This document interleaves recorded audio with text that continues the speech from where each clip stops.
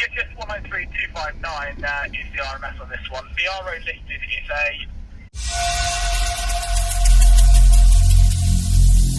Every single day, I'm gonna make. Yeah, she's confirmed to be the driver. We just need to get the NRMS's phone.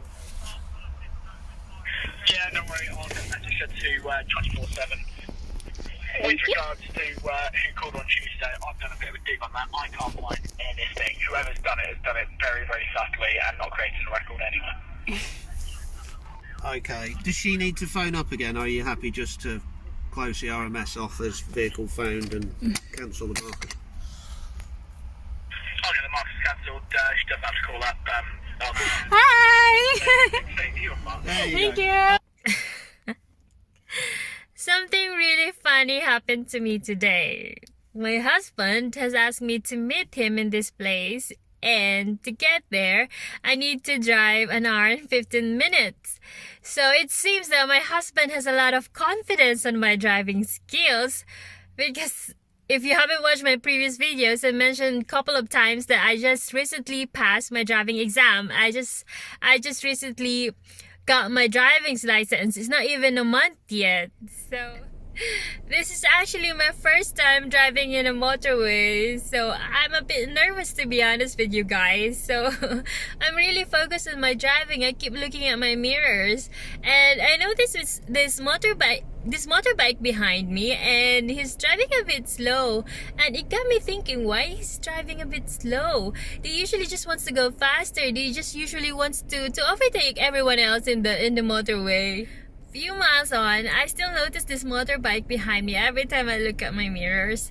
So I was on a roundabout. It was red, so I stopped. So I was looking ahead thinking, was I on the right lane? But I don't have time to change anymore. So it happens that I just look at my left or my right side, and he was there.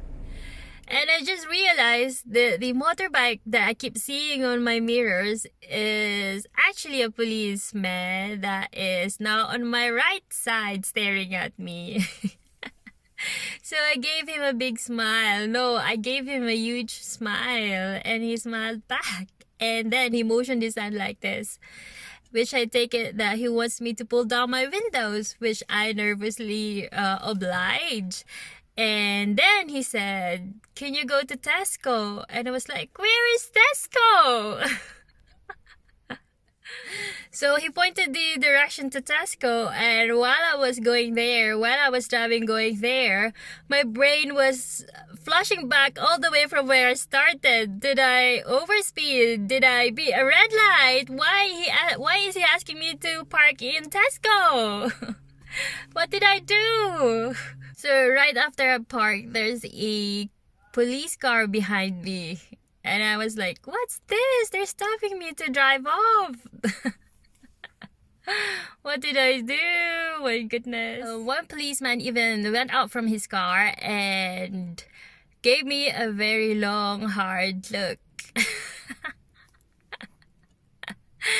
Okay, so this police who was driving the motorbike opened the passenger's door, and he smiled and he said, "Do you know that this car has been reported stolen?" I was like, "Oh, thank goodness, I didn't overspeed." I was so relieved, and I smiled at him, and he said, "Yes, because it was I who reported it stolen." So the police asked me for identification, which I gave him my driver's license, and of course he didn't believe me at first because he needs to confirm if I was telling the truth. So he was trying to call someone, I don't know who, probably, I don't know, the headquarters, I don't know, someone to check my background, my ID, and while he was doing it, I was browsing my emails, because when I reported this stolen, they gave me a reference number, which is on the email that they sent me. So it took time for me to find it. When I found it, I gave it to him, and And I even explained it to him that when I called, when I reported this stolen, they asked me to call them if I ever find this stolen car, so that they will remove the stolen report. But then when the police called me that that this car has been found, and I asked this police guy if do I need to call the police, and I said that he is the police, which he agreed and said yes, I am the police, so that means there's no need for me to call the police. So that's what happened. I said it to him. There were quite few people in the parking lot, so I was a bit ashamed, and they're probably thinking someone's gonna be put behind bars today. No, I was just joking. No, really, I don't care. As long as I didn't do anything wrong, that's just what matters, you know. I didn't do anything wrong. I didn't overspeed. I didn't beat a red light.